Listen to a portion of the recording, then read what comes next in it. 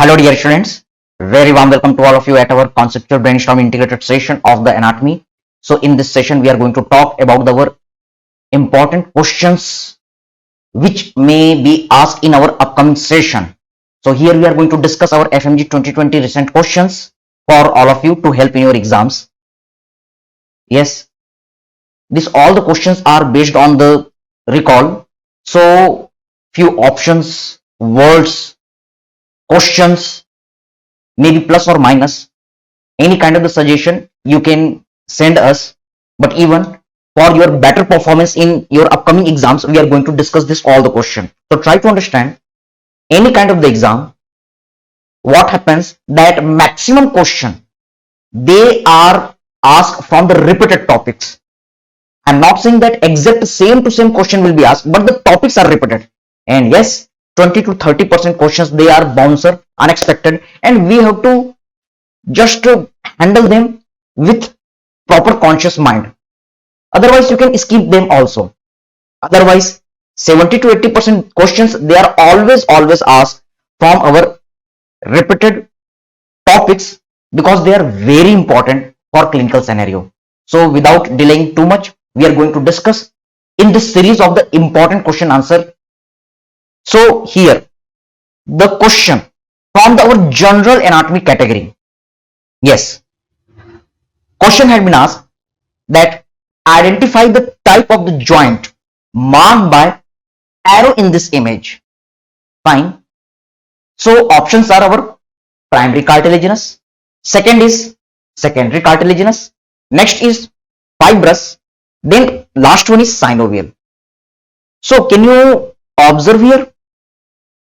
This is nothing. This is a pubic symphysis with proper three-dimensional orientation. You can observe here also. So for the better understanding of the topic, we are going to look this one. Yes, can you see? This is our hip bone, pelvic bone. And at the midline, there is the one joint. Can you observe this one? Yes. This is actually our cartilage, which is joining the two bones. So we have to identify which type of the joint is this. Fine. Definitely, it may be the primary or the secondary. But what will be your answer? So here we are going to look the joint. Yes, see here, joint is always important topic. So the classification of the joint you must know. Fine. One question may be asked from the joint. Any joint of the body. What is the joint? Junction between two bone. From the basics, yes. Suppose this is the one bone and here is our another bone. So the junction between these two bones known as joint. Yes, you can say junction between two bones known as joint. It permits movement. Joint के कारण ही movement possible है. Because there is the joint, elbow joint, suppose between arm and forearm, that's a movement is here. Okay, fine. So now we are going to understand what are the different types of the joint. Fine. We had discussed in our detailed classes that mainly on the basis of the movement, there are the three types of the joint. What are these three types of the joint? The type of the joint where there is the no movement. Yes, they are our fibrous joint because between the two our bones there is a complete fibrous structure, complete fibrosis, complete strong structure, strong bonding is there. Another joint which permits slight movement, they are known as our, yes, cartilaginous joint. And last, which is freely mobile, they are our synovial joint. Simply, okay. In diagrammatic way, you can see, suppose these are our two bones, fine, and both are connected together. Both are connected together with our fibrous connective tissue. So there is a no movement, fibrous joint. But if there are the two bones which are interconnected together with the help of the any kind of cartilage like the hyaline cartilage. Slight movement has been seen, cartilaginous, but synovial joint. Suppose these are the two bones. In between them, yes, there is our fluid. There is a capsule of the ligament. There is a capsule, and synovial fluid is filled. So there is the free movement between the two bones. Fine. So these are our three joints. You can see the image-based practice. Fibrous joint, they are immovable. These are found mainly in our skull bones. Cartilaginous joint, yes, they are having the slight movement, like our intervertebral disc, the joint between the two vertebra, cartilaginous. Synovial, like our hip joint, like our shoulder joint. So here there is our synovial fluid. Getting the point? Now try to understand. We are going to look our structural classification. Fine. See here, same thing which I told you in our detailed classes we had seen. There are the three types of the joint: fibrous, cartilaginous, and synovial. Fibrous joint. How can you remember the three types of the fibrous joint? Yes, SSG. Our mnemonic is SSG. What is this SSG? Sutures, syndesmosis, and gomphosis. Fine. So go for our detailed videos. But right now for this question, SSG, sutures, syndesmosis, and gomphosis. Sutures between the skull bones, syndesmosis between the tibia and the fibula at the inferior tibiofibular junction, and gomphosis, gums, teeth. And cartilaginous joint, there is our primary cartilaginous and then there is a secondary cartilaginous. These are also known as synchondrosis and our symphysis. Remember, the symphysis joint, like the pubic symphysis, they are example of our secondary cartilaginous. Getting the point? Partial movement are there, but the primary cartilaginous joint, yes, slight. Initially there is a slight movement, but later they becomes totally articulated. Synovial joint, free movement. So what are the different types? You know very well. One quick revision: ball and socket, saddle joint, then condylar or bicondylar joint, then ellipsoid, hinge, pivot, and the plane joint. So this is just quick summary. So remember all the midline joint. What are the different midline joint? You can say this intervertebral disc as well as this midline joint, pubic symphysis. Mainly they are our secondary cartilaginous joint. So answer in this question that pubic symphysis is our secondary cartilaginous joint. It permits slight movement during the delivery of the baby. Yes, they are getting separated apart very little, so the head of the baby easily comes. Okay, so this is classical example of our secondary cartilaginous joint. Fine. Now moving for our next question. So general and art. Always remember particular pattern is followed. So from the general anatomy, one question may be asked, like the joint, like the types of the bone, like your arrangement of the muscle fiber, unipennate, bipennate, multipennate. So get focus over this. Now, what question has been asked from our upper limb session? See here, this one first. After overhead weightlifting exercise, a patient developed following deformity. Here in this image you can see scapula is getting prominent along the medial border. Which of the following muscle is paralyzed? So which muscle is paralyzed? Yes, you know, the medial border of the scapula is holded by our muscle serratus anterior. Can you see this image? Yes, beautiful image.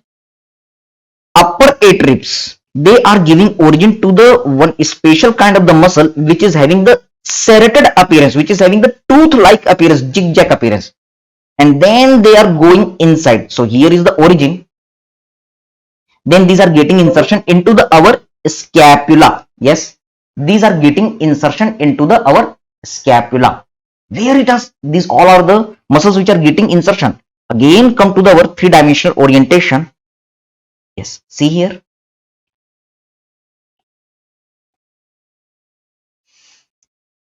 This is our chest wall, pectoral region. So what are the muscles of the pectoral region? The big muscle, pectoralis major, and then you can observe this is the platysma neck muscle. We are removing this one. Pectoralis major, we are dissecting. So a small muscle is seen. Pectoralis minor, we are dissecting this one. So can you see here? Yes, one muscle is visible. One muscle is visible which is taking origin from the upper 8 ribs, going inside and getting insertion into our scapula along the medial border. Fine. So this muscle is responsible for holding our scapula. Fine. Getting the point? It is getting insertion into the scapula on the costal surface along the medial border. Remember this point. Fine. Now try to understand. This muscle is holding the medial border of the scapula, and it is supplied by one nerve which runs in the thorax with a very long course. So this is another important MCQ. This nerve is known as long thoracic nerve. It was studied by the Bell. That's why it is also known as nerve of Bell or Bell's nerve.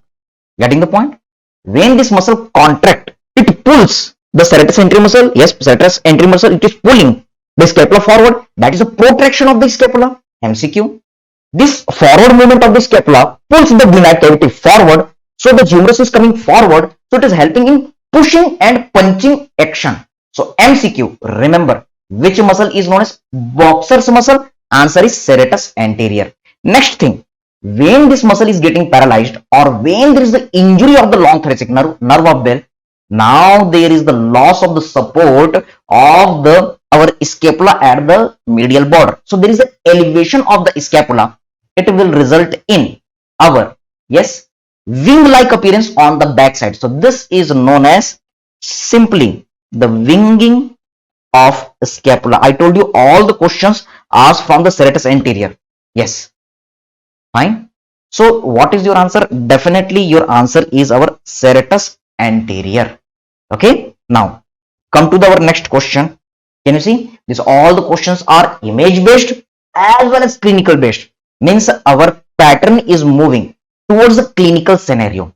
These are our road traffic accident, casualty and trauma question, which is going to be integrated with our, yes, ortho as well as anatomy. So this is the amalgam of the subject in recent exam pattern. Fine. So what is the situation? Observe here. After a road traffic accident. Okay, so this is the case of the casualty and trauma. 35-year-old male. So you can see the male, age, in emergency with fracture. Fracture means it is the case of the orthopedics. Fine. With arrow marked location. So here the arrow has been shown. He presents with inability to extend his wrist. Yes, he is unable to extend his wrist. On examination, there is a loss of sensation of dorsum of the lateral aspect of the hand and the finger. So you know the dermatome of the hand.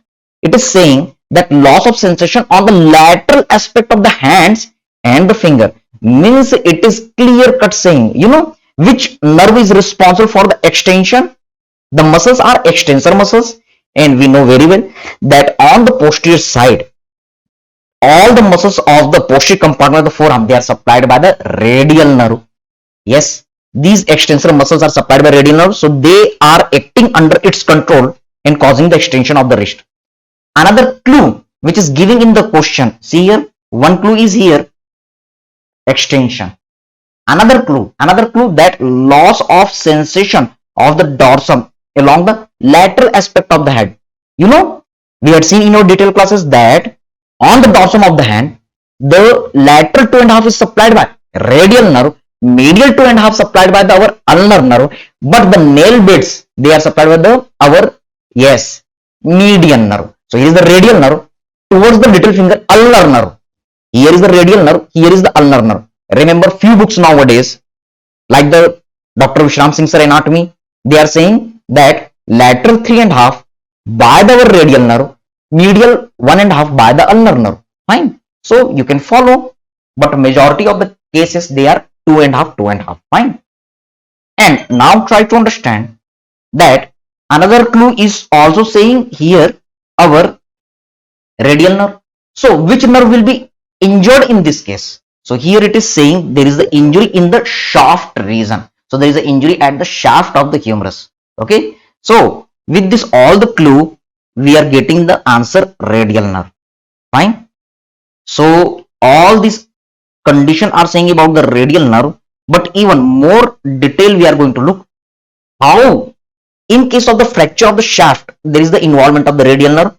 You know very well that Humerus is related with the very important three nerves. There is the relation of the axillary nerve where at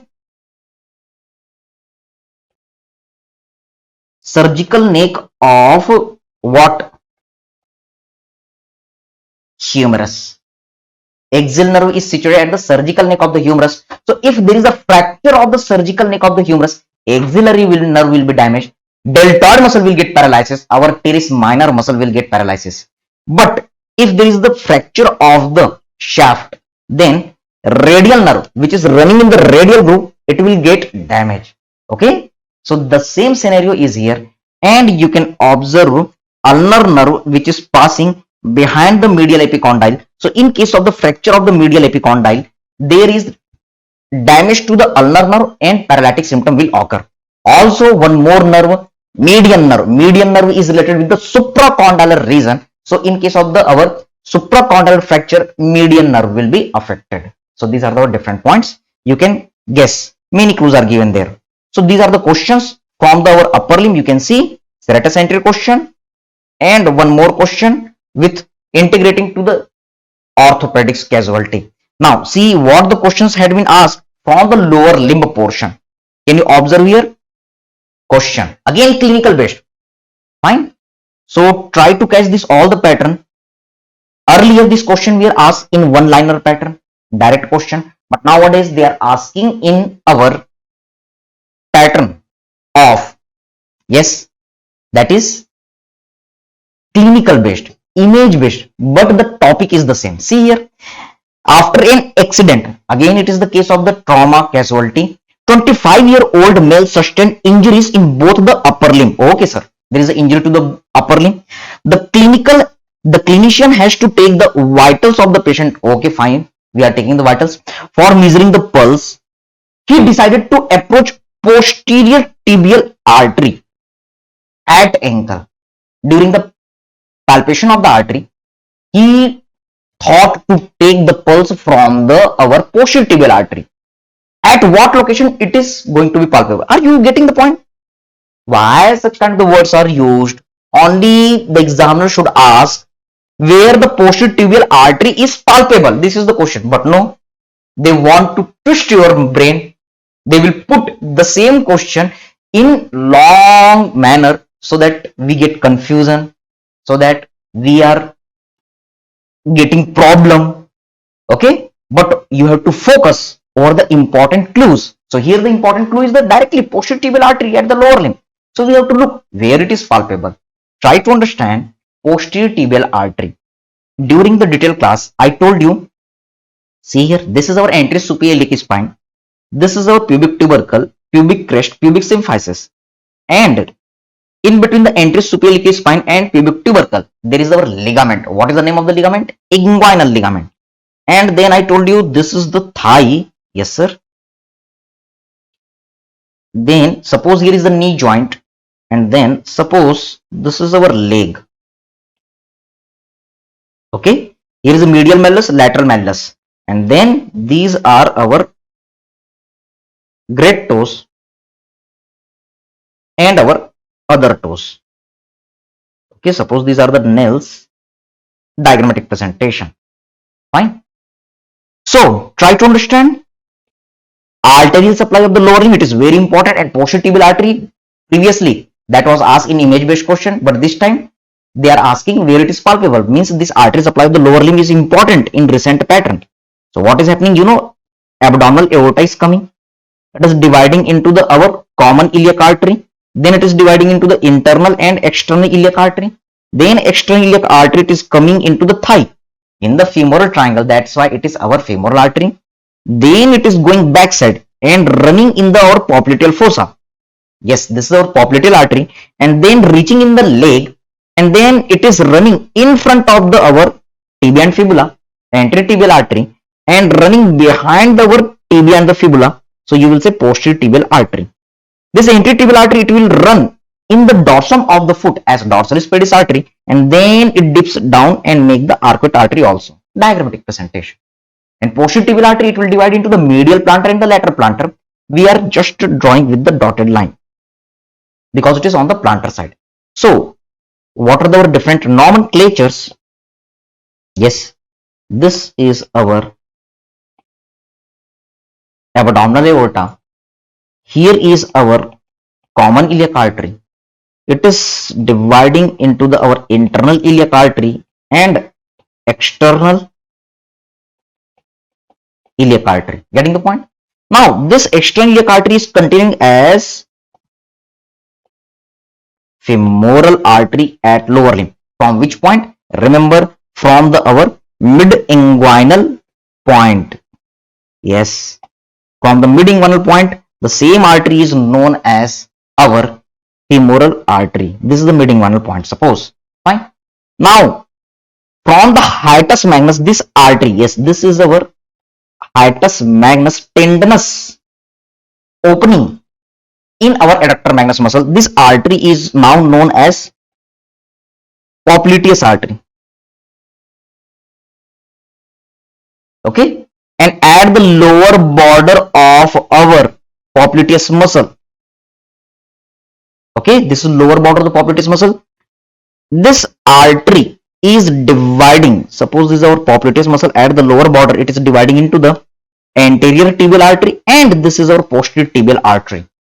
This anterior tibial artery is containing as dorsalis, very important artery, dorsalis pedis artery, which is palpated for the proper diagnosis of the peripheral vascular disease, gangrene in surgery. While the posterior tibial artery, yes, it is dividing. You can see it is dividing into the medial and lateral. Medial plantar artery, and this is our lateral plantar artery. Fine. So now the question where this posterior tibial artery is palpable. Fine. Try to understand this image. Can you see here the bony projection towards the great toe, that is our medial malleolus. Yes, sir. And here the tendon is situated, that is our tendocalcaneus or tendoachilles. You know Achilles, the hero of our Troy movie, Greek mythology. Go to our detailed video and just watch that, the great warrior of the Greek mythology, Achilles. Okay, Brad Pitt acted over this Oscar awarded movie. Okay, so on his name, this tendon was known as tendoachilles or tendocalcaneus, strongest tendon of the body. MCQ, strongest tendon of the body, tendoachilles. So in between them, you can palpate the pulsation of posterior tibial artery.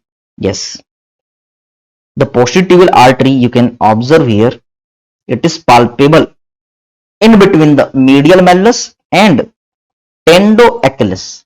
So just observe the option between medial malleus and medial border of the tendocalcaneus in inversion, inverted situation. Yes, between medial malleus and the medial border of the tendocalcaneus in inversion.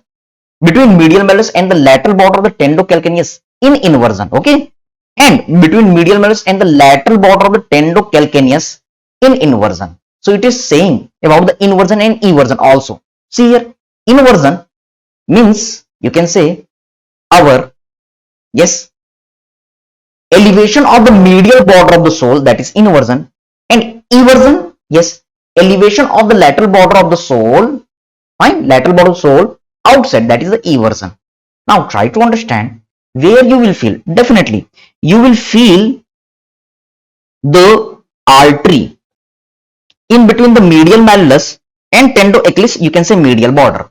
Fine. So just to find out between medial malleus and medial border of the tendocalcaneus. Yes, it is correct. But now inversion or eversion. Okay.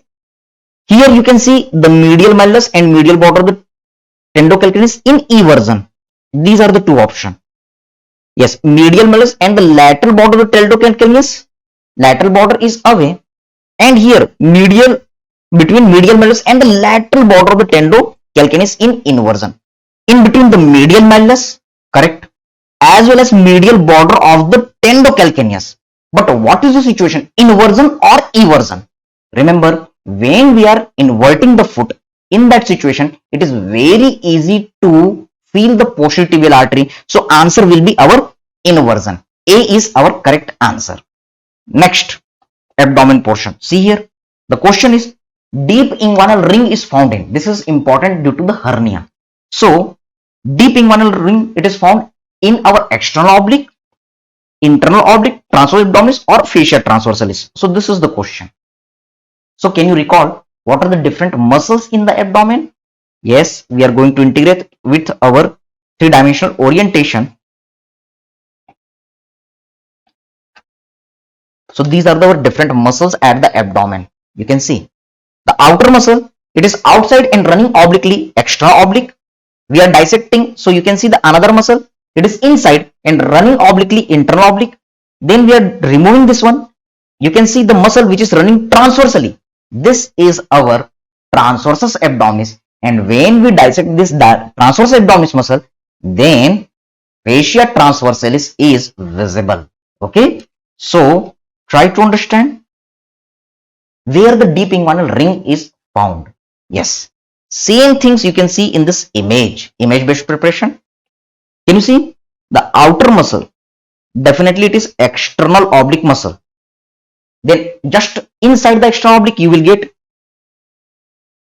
internal oblique muscle. Then inside the internal oblique we are getting the transversus abdominis muscle. And then after this all you can observe, yes, there is our fascia. That fascia is fascia transversalis. Yes, this is our fascia transversalis. Getting the point?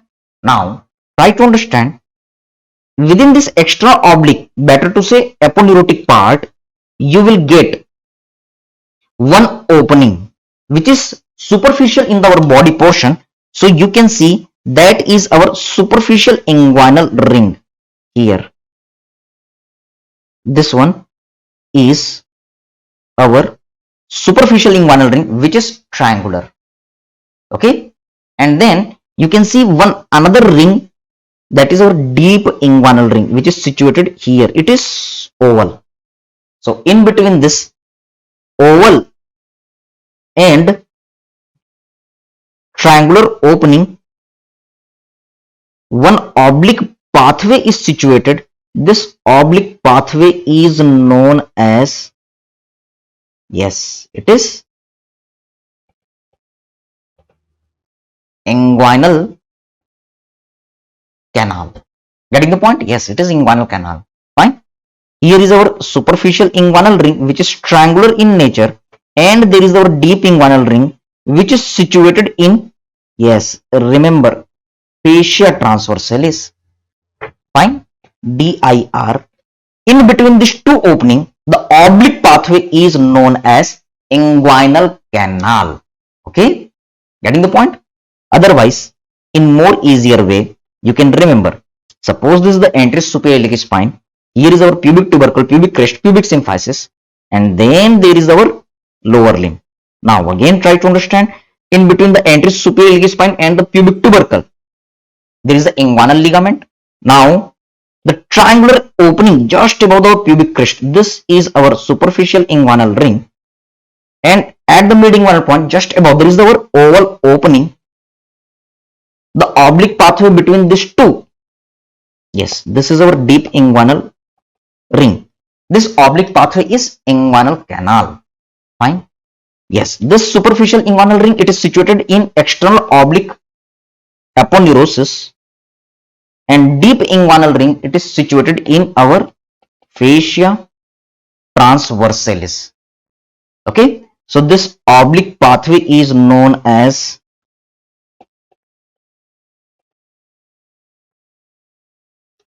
inguinal canal. Getting the point? Now after this all the discussion, definitely you can say that deep inguinal ring is found in our fascia transversalis. Fine. Now after this question, moving for the next, can you see which of the following structure develops in dorsal mesogastrium? Yes, it is the part of the abdomen, as well as you can say that it is the question from our development, means embryology. So there are the option lesser omentum, falciform ligament, liver, and spleen. Fine. So one by one Try to understand what are the different points regarding this. Always during the development, you will see such kind of the appearance during the development of the GIT. So we are going to make easier this diagram. Suppose, yes, try to understand. This is our transverse section of the abdomen during the development. So you can see this is our vertebra, and here is our anterior abdominal wall. This is our posterior abdominal wall. Fine. Okay. So we are making easier this diagram during the development. Okay. Try to understand. Suppose this is our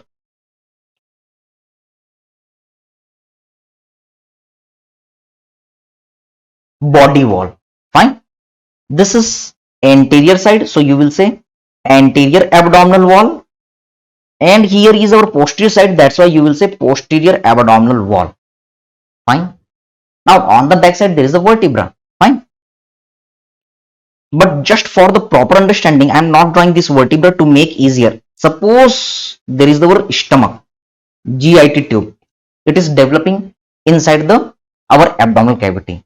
So this GIT is having the attachment of the peritoneum. You can go at our YouTube channel, and there is the free videos for all of you over the peritoneum, which will be very useful for surgery also to understand the peritonitis.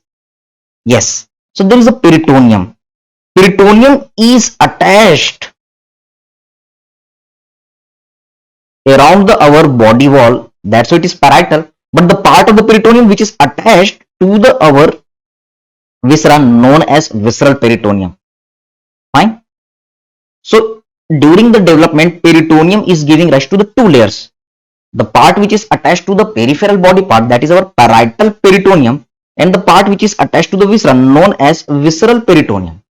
Okay, sir. Right now, these are not important, so we are escaping.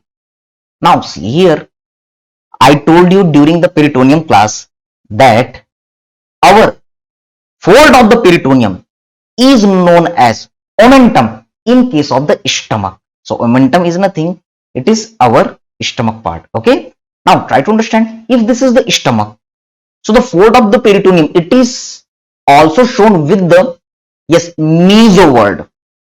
So because it is anterior side, ventral side, so it will be known as ventral fold of the peritoneum. That's why we will use the prefix meso. It is attached to the stomach. That's why we will use the term gastrium. So this is our VMG, ventral mesogastrium. And in the same way, you can see this is on the back side. That's why what we will say, this is dorsal mesogastrium. So this is our dorsal mesogastrium. You will say DMG. So here is our VMG. Here is our DMG. Fine. Now try to understand further more points. Yes. See here. During the development within the ventral mesogastrium on the front side, there is development of liver on the right side. Okay. So suppose this is our right side and here is our left side. So liver, hepatic bud is developing here on the right side. Okay. So the peritoneum will change its arrangement. Just diagrammatic presentation. And spleen is developing on the left side. So it is attached with the peritoneum in the same way. So these are our developing liver and spleen. So this is our hepatic bud or liver, and this is our splenic bud. Okay. And you know, kidney. Yes, kidney develop on the back side. So just I'm showing with the points. Yes, kidney. Two kidneys are there. They are dividing. They are developing on the back side. Yes, sir. So these are our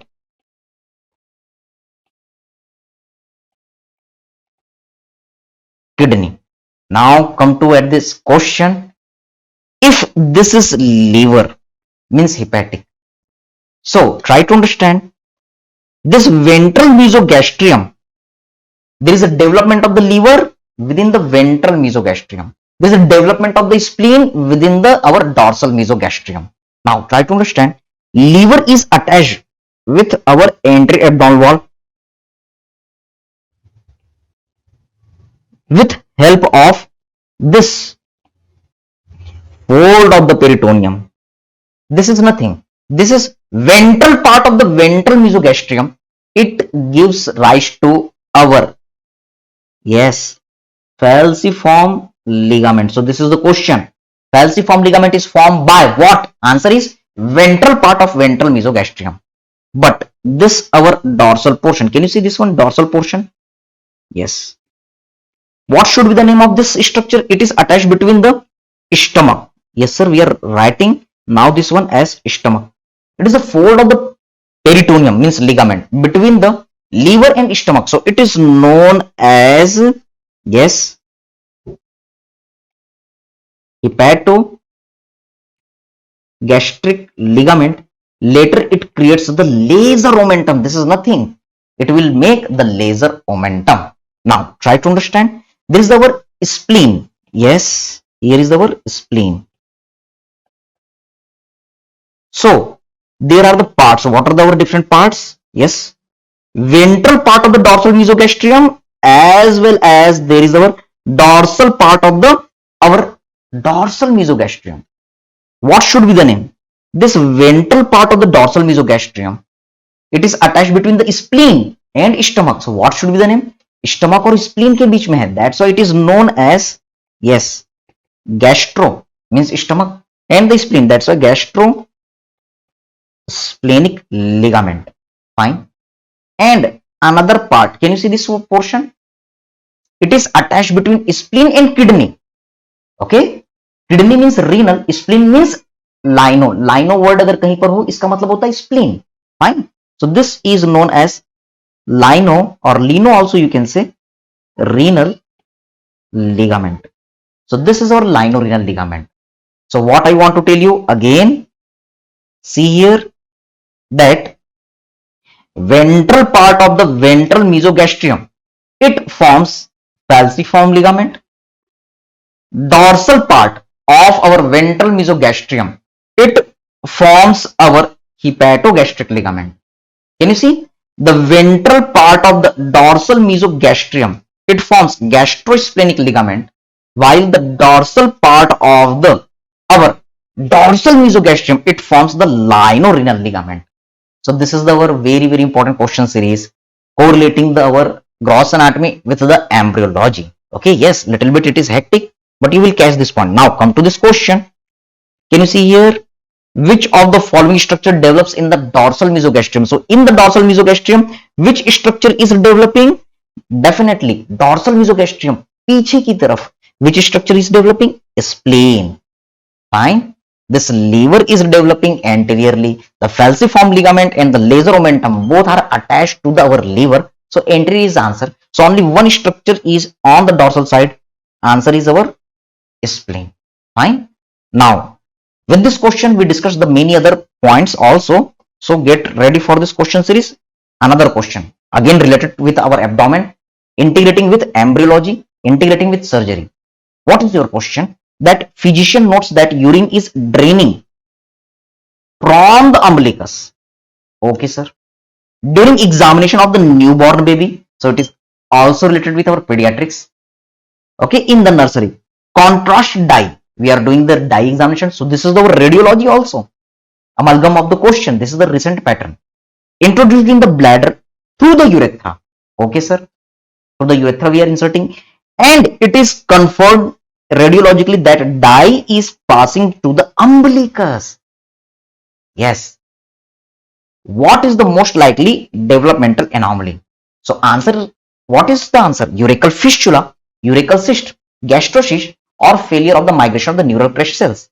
So definitely this is our two opening between the bladder and our umbilicus. And do you remember in our detailed classes many time I told you, this is suppose any our embryological structure. Later what happens? It disappear. Later it disappears. But sometimes it remains with the two opening. Any abnormal pathway with the two opening, that is known as fistula. Yes, this is our normal situation.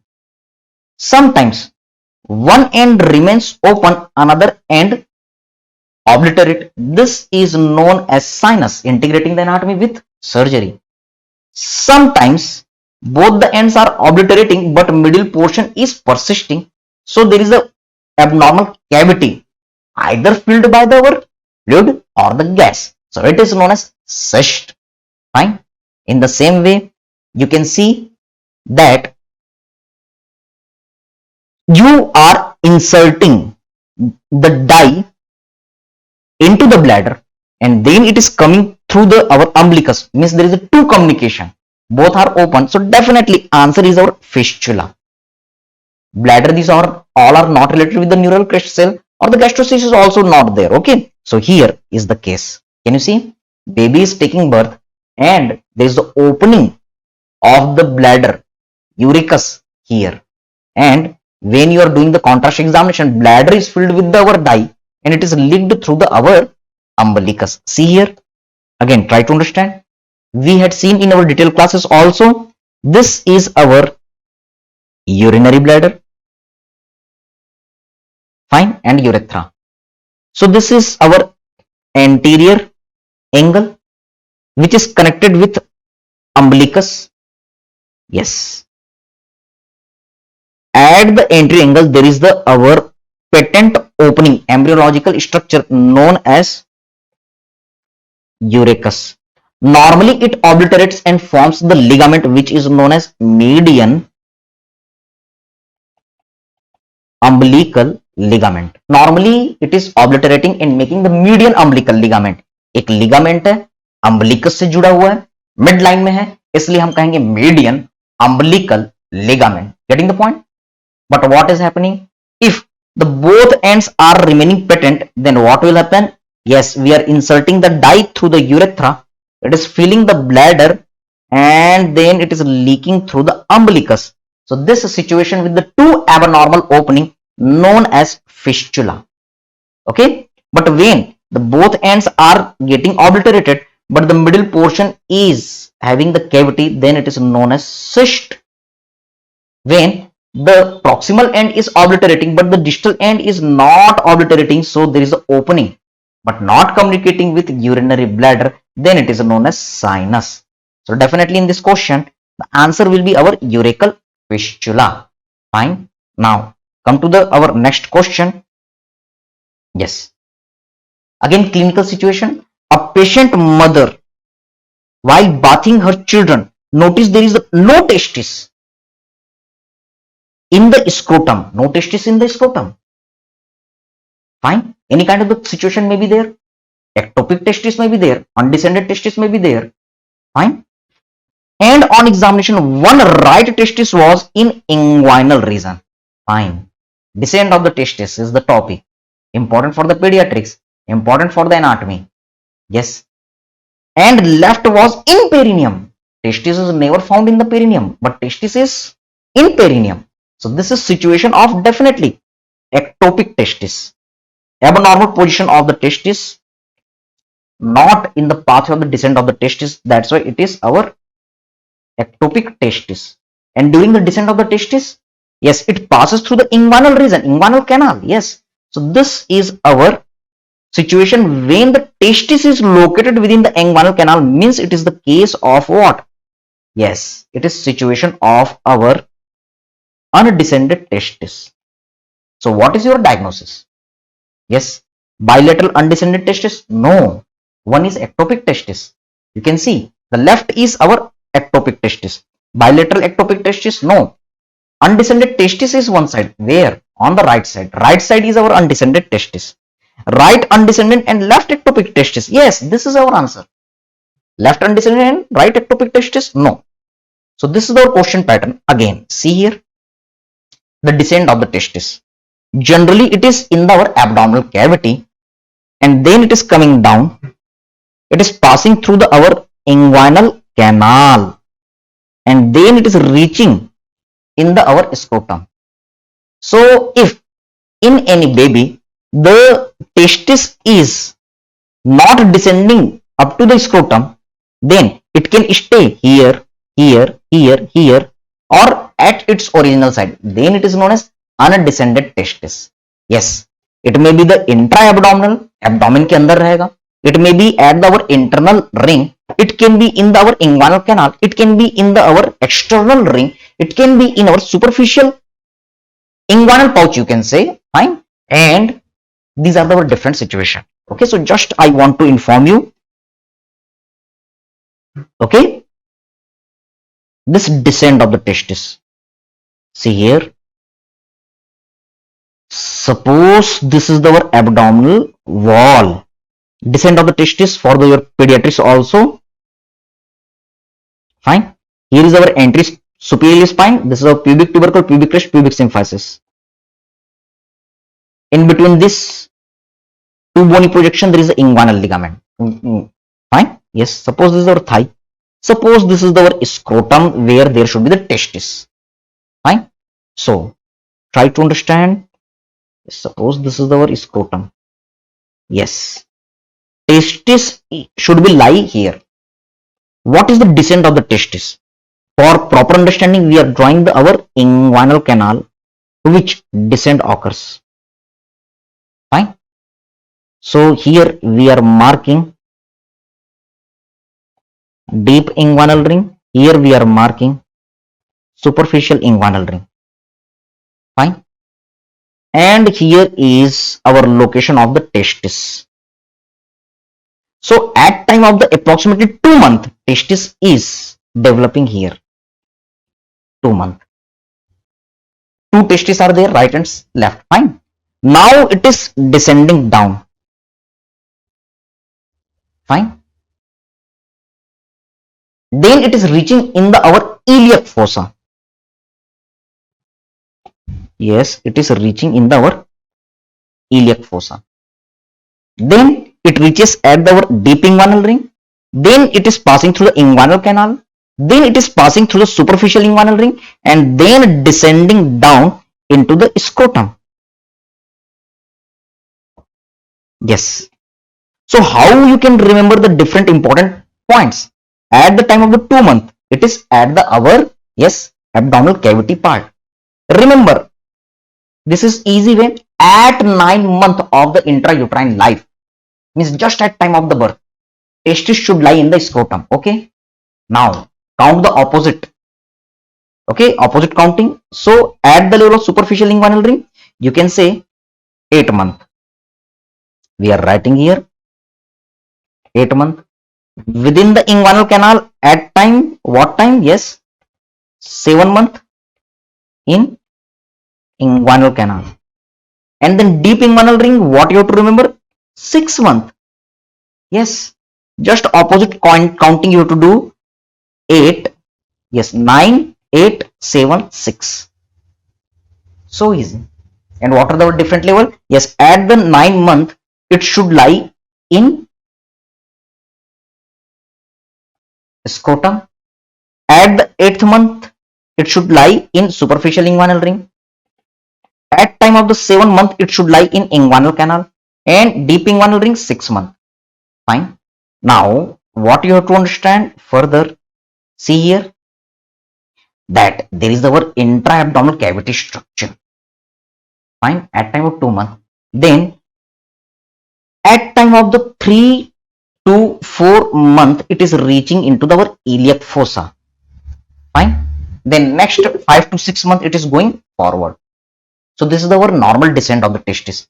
Suppose there is the problem in the descent of the testis, pediatrics integration, then you will see intra-abdominal testis, you will see pelvic portion of the testis. Okay, you will get it at the deep inguinal ring, inguinal canal, superficial inguinal ring.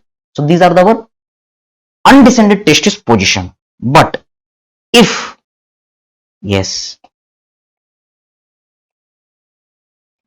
try to understand, testis is away from this all the position. Fine. Like suprapubic region, here it is not the part of the descent of the testis. Then femoral triangle region, then it is not the normal position of the testis, normal descent pathway.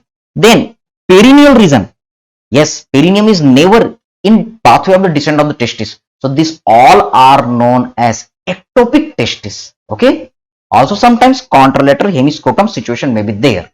Okay, so these are our ectopic testes. So I told you the answer and detailed description also because it is important. Remember, undescended testis, it causes testicular carcinoma, and we have to, if there is undescended testis, then for the proper treatment, no medical treatment is there, we have to do operation as soon as possible. Go for the surgery, go for our pediatrics. Okay, if we will not do the surgery, the undescended testis is very potent cause, very strong factor for what? Yes, remember, for testicular carcinoma. Okay, now we are going to talk the what are the important questions from the head and neck region which may be asked as the important topic series. Okay, our question is, patient underwent removal of the left submandibular salivary gland. You know the left submandibular salivary gland, left side below the mandible in digastric triangle, and lingual nerve was damaged. Yes, lingual nerve, which is responsible for the general sensation of anterior two-third of the tongue. Which of the following statement is not correct? Okay, sublingual gland secretions are reduced, definitely, because submandibular gland you had removed. That's why. Also the lingual nerve, it is participating in the secretomotor pathway of the sublingual gland. That's why. Next, anterior two-third. Yes, this is all true. Anterior two-third tongue taste sensation is lost. Yes, because this lingual nerve is carrying the chorda tympani, which is responsible for the taste sensation from anterior two-third of the tongue. That's why it is true. Deviation of the tongue to the left side. Now try to understand. Question is saying lingual nerve damage, not about our 12th nerve damage. 12th nerve, if it is getting damaged, then deviation of the tongue. So definitely it is false. And sensation of floor of mouth is lost. Yes, lingual nerve is supplying the anterior two-third floor of the mouth portion also. So it is true. You can see, you can take the help of this diagram. Yes, see here, this is our trigeminal nerve ganglion. Fine.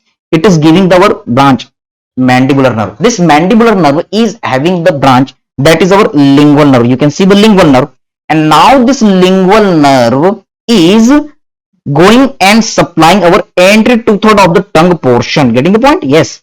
It is also having the submandibular ganglion, so supplying our secretomotor pathway of which part?